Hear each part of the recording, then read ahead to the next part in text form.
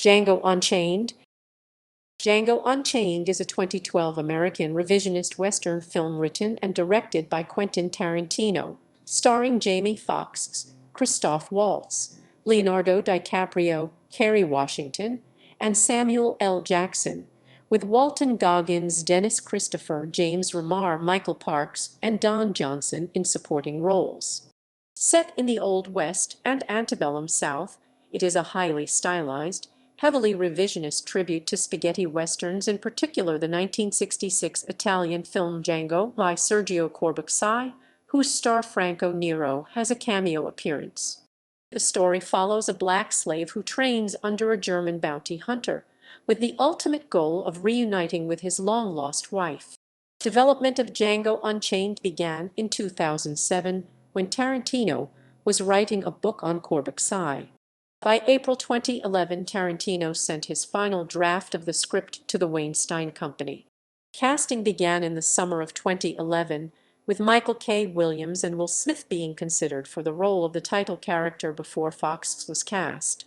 Principal photography took place from November 2011 to March 2012 in California, Wyoming, and Louisiana. Django Unchained premiered at the Ziegfeld Theater in New York City on December 11, 2012, and was theatrically released on December 25, 2012, in the United States, grossing over $425 million worldwide against its $100 million budget, becoming Tarantino's highest-grossing movie to date. The film received acclaim from critics, mainly for Walt's performance and Tarantino's direction and screenplay, though the film's usage of the word nigger and its depiction of violence drew controversy. The film received numerous awards and nominations, winning 2 out of 5 nominations at the 85th Academy Awards.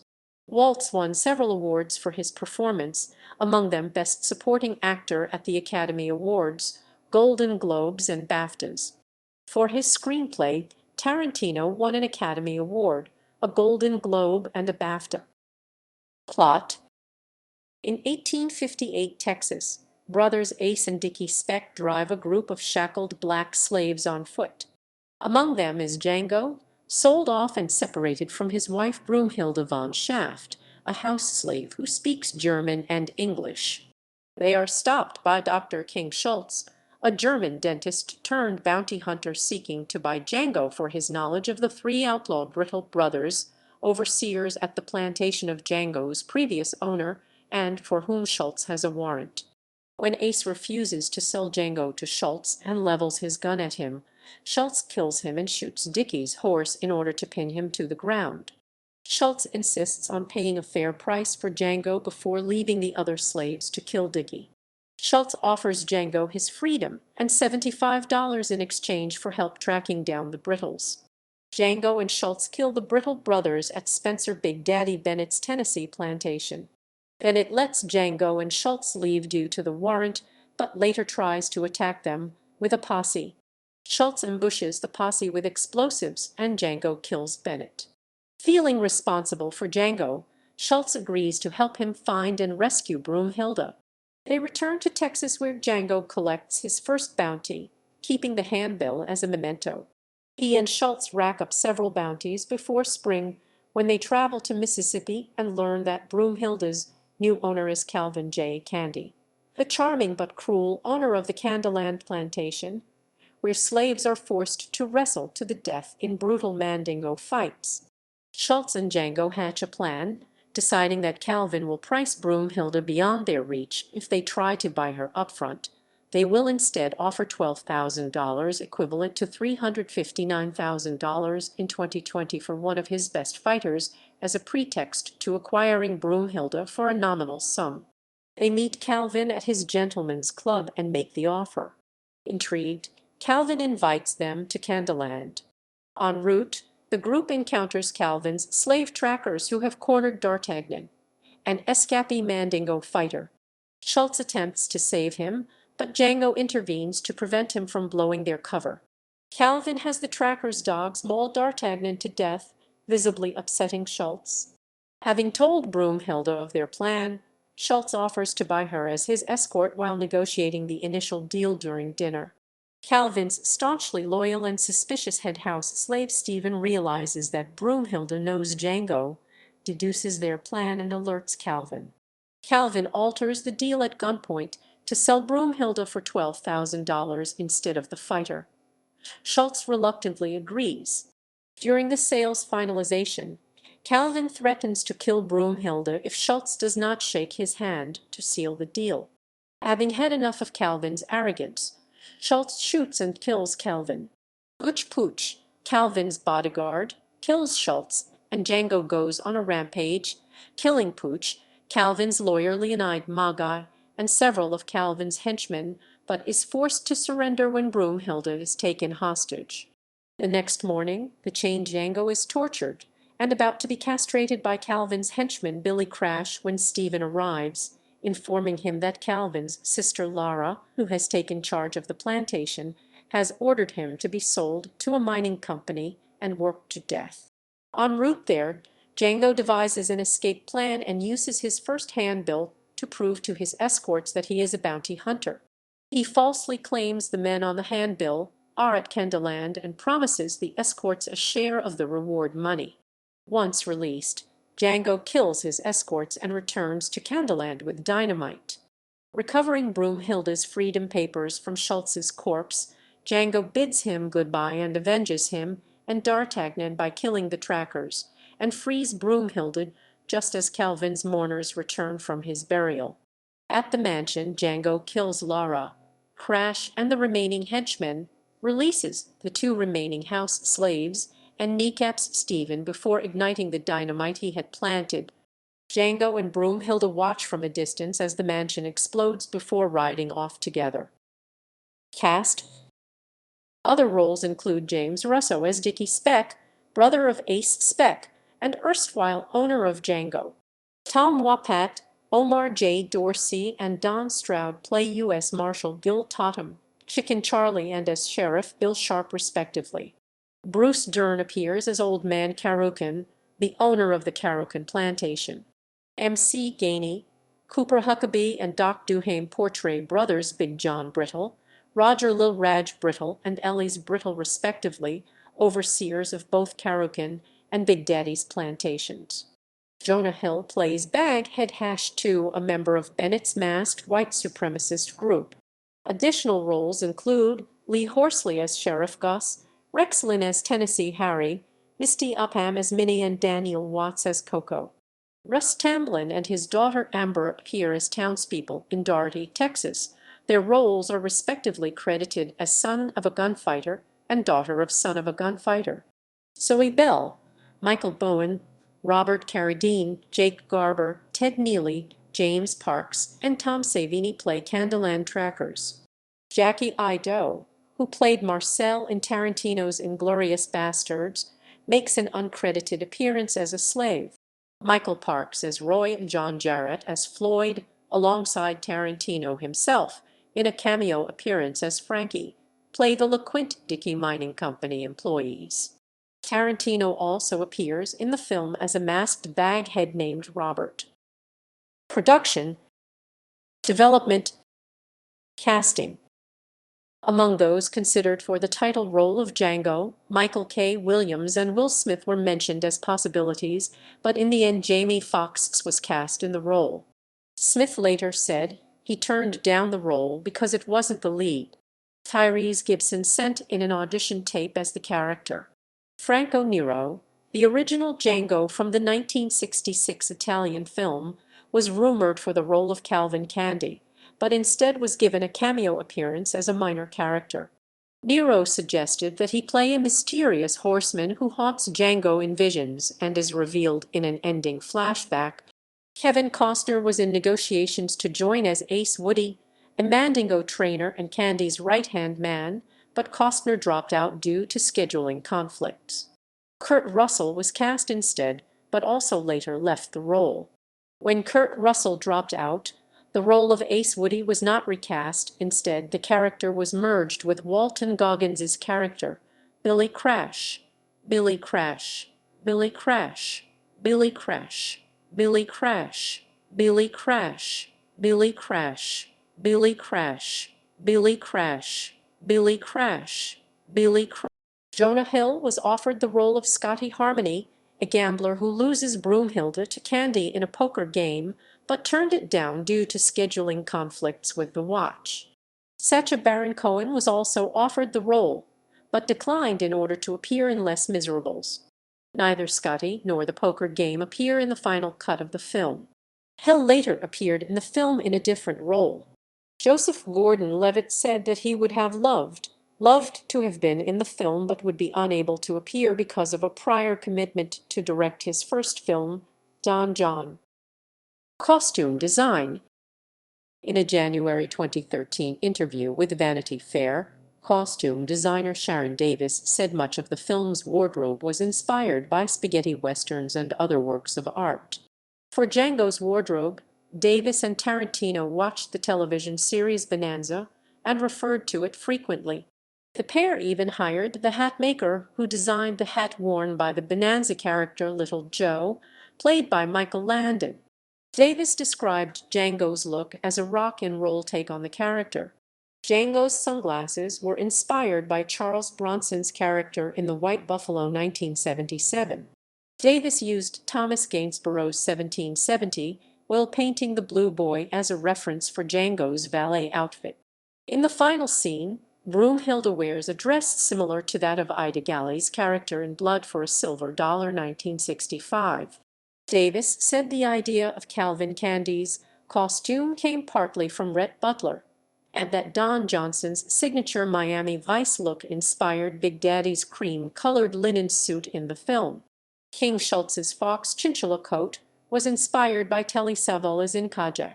Davis also revealed that many of her costume ideas did not make the final cut of the film, leaving some unexplained characters, such as Zoe Bell's tracker, who was intended to drop her bandana to reveal an absent jaw. Filming. Principal photography for Django Unchained started in California in November 2011, continuing in Wyoming in February 2012, and at the National Historic Landmark, Evergreen Plantation in Wallace, Louisiana outside of New Orleans in March 2012. The film was shot in the anamorphic format on 35mm film. Although originally scripted, a subplot centering on Zoe Bell's masked tracker was cut and remained unfilmed due to time constraints. After 130 shooting days, the film wrapped up principal photography in July 2012. Django Unchained was the first Tarantino film not edited by Sally Menke, who died in 2010. Editing duties were instead handled by Fred Raskin, who had worked as an assistant editor on Tarantino's Kill Bill. Raskin was nominated for a BAFTA Award for Best Editing but lost to William Goldenberg for his work on Argo. Kerry Washington sought to bring authenticity to her performance in several ways. The actor playing her overseer used a fake whip, but Washington insisted the lashings really hit her back. And to dramatize her punishment inside an underground, coffin-size metal container, she and Tarantino agreed she would spend time barely clothed in the hot box before the filming began so the feeling of confinement would be as realistic as possible. Broken glass incident. During the scene when DiCaprio's character explains phrenology, DiCaprio cut his left hand upon striking the table and smashing a small glass. Despite his hand profusely bleeding, DiCaprio barely reacted and remained in character under the astonished eyes of his fellow actors. He is seen taking out pieces of broken glass from his hand during the scene. After Tarantino's cut, there was a standing ovation by the other actors to praise DiCaprio's performance despite the incident. Tarantino therefore decided to keep this sequence in the final cut. DiCaprio is seen with his left hand bandaged in the scene after when he is signing Broomhilda's papers. Contrary to popular belief, DiCaprio wiped fake blood on Washington's face in a separate take. Music. The film features both original and existing music tracks. Tracks composed specifically for the film include 100 Black Coffins by Rick Ross and produced by and featuring Jamie Foxx, Who Did That to You by John Legend, Ancora Qui by Ennio Morricone and Ilissa, and Freedom by Anthony Hamilton The theme, Django, was also the theme song of the 1966 film. Musician Frank Ocean wrote an original song for the film's soundtrack, but it was rejected by Tarantino, who explained that Ocean wrote a fantastic ballad that was truly lovely and poetic in every way. There just wasn't a scene for it. Ocean later published the song, entitled Weissman, on his Tumblr blog. The film also features a few famous pieces of Western classical music, including Beethoven's For Elise and Dies Irae from Verdi's Requiem. Tarantino has stated that he avoids using full scores of original music. I just don't like the idea of giving that much power to anybody on one of my movies. The film's soundtrack album was released on December 18, 2012. Morricone made statements criticizing Tarantino's use of his music in Django Unchained and stated that he would never work with the director after this film, but later agreed to compose an original film score for Tarantino's The Hateful Eight in 2015. In a scholarly essay on the film's music, Hollis Robbins notes that the vast majority of film music borrowings come from films made between 1966 and 1974 and argues that the political and musical resonances of these allusions situate during the rise and decline of Black Power cinema. Jim Croce's hit I Got a Name was featured in the soundtrack. Release. Marketing. The first teaser poster was inspired by a fan art poster by Italian artist Federico Mancuso. His artwork was published in May 2011, a few days after the synopsis and the official title were released to the public. In August 2011, at Tarantino's request, the production companies bought the concept artwork from Mancuso to use for promotional purposes as well as on the crew passes and clothing for staff during filming. Theatrical run. Django Unchained was released on December 25, 2012, in the United States by the Weinstein Company and released on January 18, 2013, by Sony Pictures releasing in the United Kingdom. The film was screened for the first time at the Directors Guild of America on December 1, 2012, with additional screening events having been held for critics leading up to the film's wide release. The premiere of Django Unchained was delayed by 1 week following the shooting at an elementary school in Newtown, Connecticut, on December 14, 2012. The film was released on March 22, 2013, by Sony Pictures in India. In March 2013, Django Unchained was announced to be the first Tarantino film approved for official distribution in China's strictly controlled film market.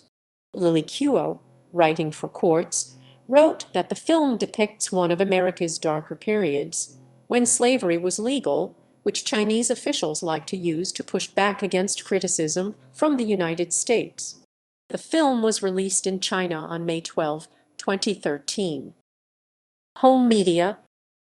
The film was released on DVD, Blu-ray and digital download on April 16, 2013.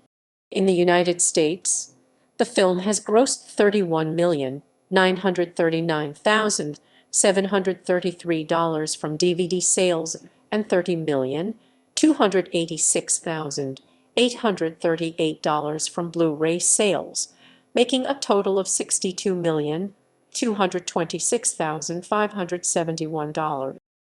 Reception. Box office. Django Unchained grossed $162.08 million in the United States and Canada and $262.06 million in other territories, for a worldwide total of $425.04 million, against a production budget of $100 million. As of 2013, Django Unchained is Tarantino's highest-grossing film, surpassing his 2009 film Inglourious Basterds, which grossed $321.04 million worldwide. In North America, the film made $15 million on Christmas Day, finishing second behind fellow opener Les Miserables. It was the third biggest opening day figure for a film on Christmas, following Sherlock Holmes' $24.06 million and Les Miserables' $18.01 million. It went on to make $30.01 million in its opening weekend, a six-day total of $63.04 million, finishing second behind Holdover the Hobbit, An Unexpected Journey. Critical and scholarly response. On review aggregator Rotten Tomatoes, the film holds an approval rating of 87% based on 291 reviews and an average rating of 8.0/10. The website's critical consensus reads, "Bold, bloody, and stylistically daring, Django Unchained is another incendiary masterpiece from Quentin Tarantino." Metacritic, which assigns a normalized rating to reviews, audiences polled by CinemaScore gave the film an average grade of a on and a plus to F scale. Roger Ebert of the Chicago Sun-Times gave the film 4 stars out of 4 and said, "The film offers one sensational sequence after another, all set around these two intriguing characters who seem opposites but share pragmatic, financial, and personal issues." Ebert also added, "Had I not been prevented from seeing it sooner because of an injury, this would have been on my year's best films list." Peter Bradshaw, film critic for The Guardian, awarded the film 5 stars, writing, "I can only say Django delivers, wholesale, that particular narcotic and delirious pleasure that Tarantino still knows how to confect in the cinema, something to do with the manipulation of surfaces. It's as unwholesome, deplorable, and delicious as a forbidden cigarette."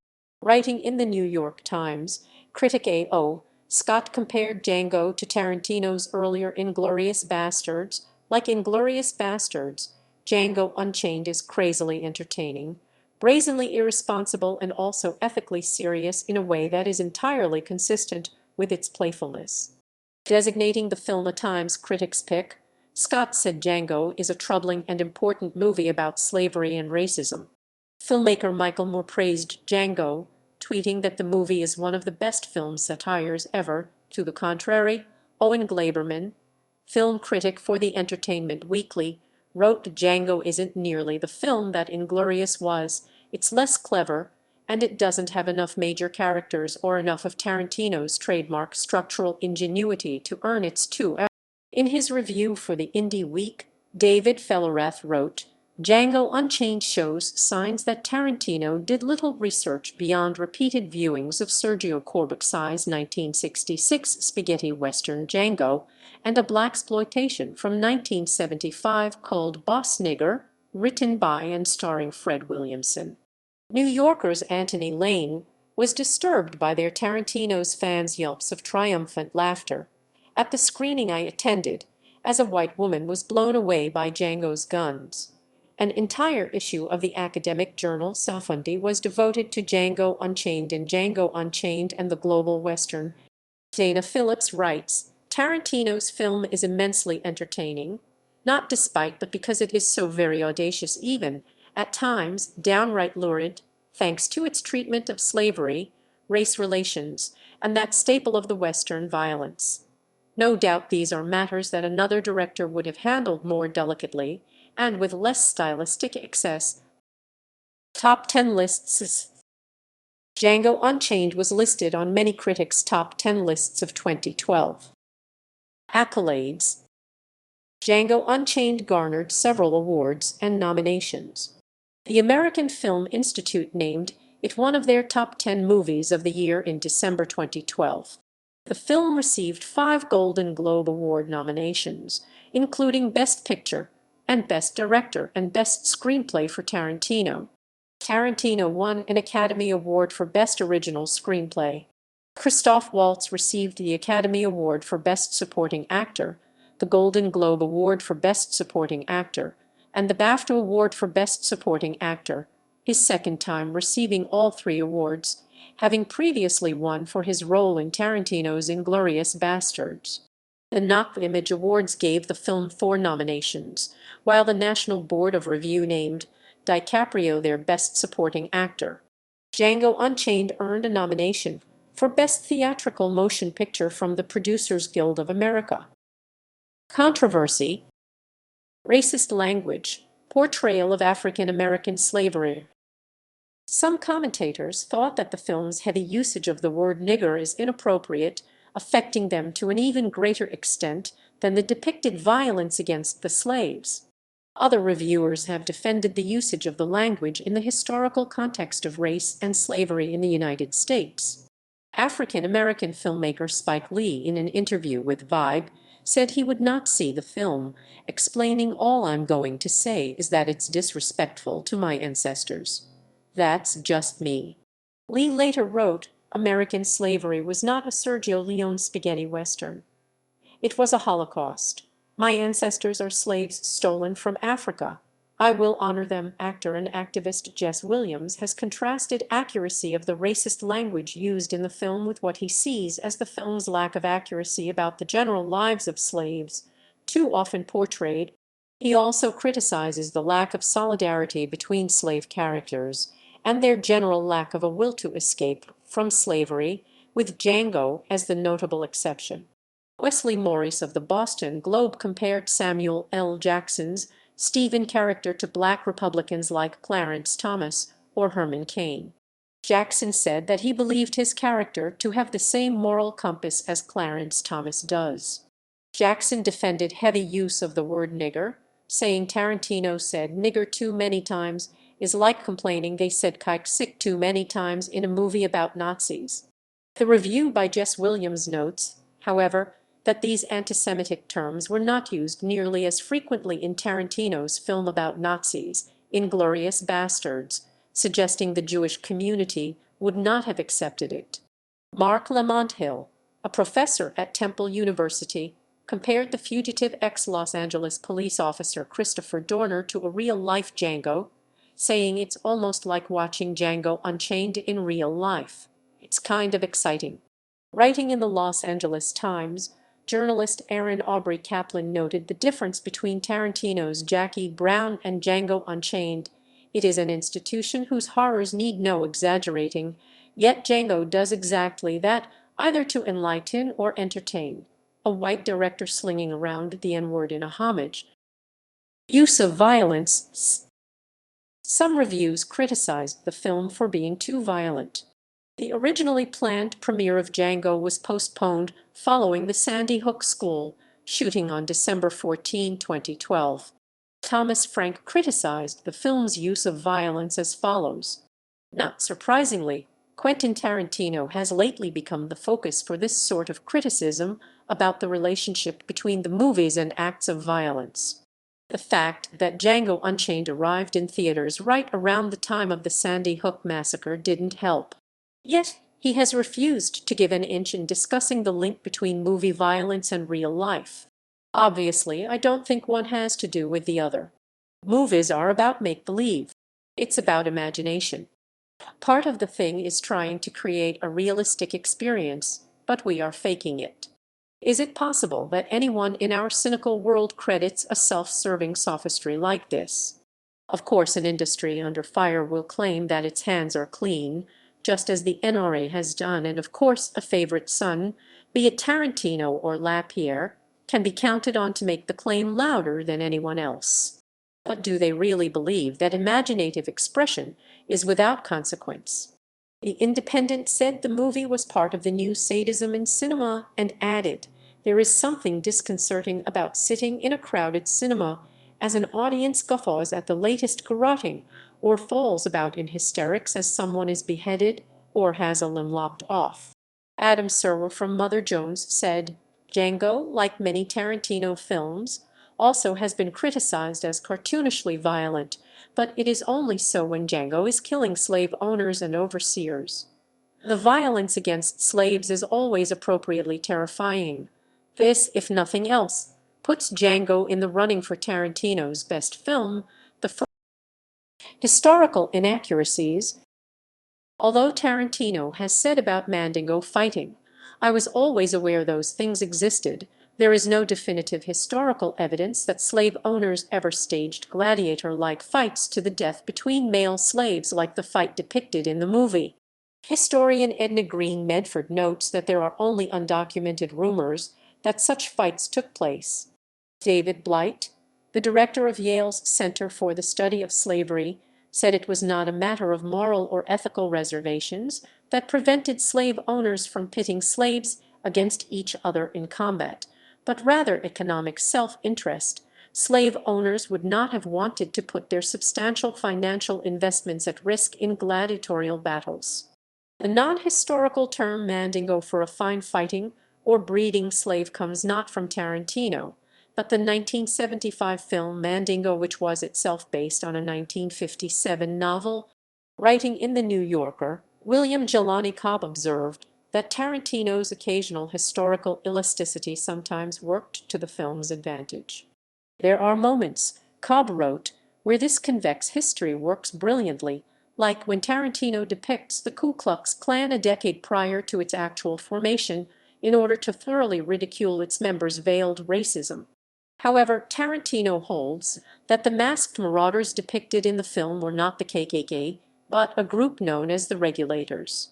They were depicted as spiritual forebears of the later post-Civil War KKK and not as the actual KKK. On the matter of historical accuracy, Christopher Caldwell wrote in the Financial Times, "Of course, we must not mistake a feature film for a public television documentary," pointing out that the film should be treated as entertainment, not as a historical account of the period it is. Django uses slavery the way a pornographic film might use a nurse's convention as a pretext for what is really meant to entertain us. What is really meant to entertain us in Django is violence. Richard Brody, however, wrote in The New Yorker that Tarantino's vision of slavery's monstrosity is historically accurate. Alleged copyright infringement. In December 2015, a $100 million lawsuit was filed against Tarantino by filmmakers Oscar Colvin Jr. and Torrance J. Colvin, who claimed that the script for Django Unchained bears extensive similarities to their film titled Freedom. The lawsuit was filed in a federal court in Washington, D.C. On January 24, 2017, the lawsuit was dismissed. Comic book adaptations. A comic book adaptation of Django Unchained was released by DC Comics in 2013. In 2015, a sequel crossover comic entitled Django/Zorro was released by Dynamite Entertainment, co-written by Tarantino and Matt Wagner, the latter being the first comic book sequel to a Quentin Tarantino film. Future proposed miniseries. Tarantino has said in an interview that he has 90 minutes of unused material and considered re-editing Django Unchained into a 4-hour, 4-night cable miniseries. Tarantino said that breaking the story into 4 parts would be more satisfying to audiences than a 4-hour movie. Potential crossover sequel. Tarantino's first attempt at a Django Unchained sequel was with the unpublished paperback novel titled Django in White Hell. However, after Tarantino decided that the tone of the developing story did not fit with the character's morals, he began rewriting it as an original screenplay, which later became the director's follow-up film, The Hateful Eight. In June 2019, Tarantino had picked Gerard Carmichael to co-write a film adaptation based on the Django/Zorro crossover comic book series. Tarantino and Jamie Foxx have both expressed interest in having Antonio Banderas reprise his role as Zorro from The Mask of Zorro and The Legend of Zorro in the film, in addition to Foxx himself reprising his role as Zhao.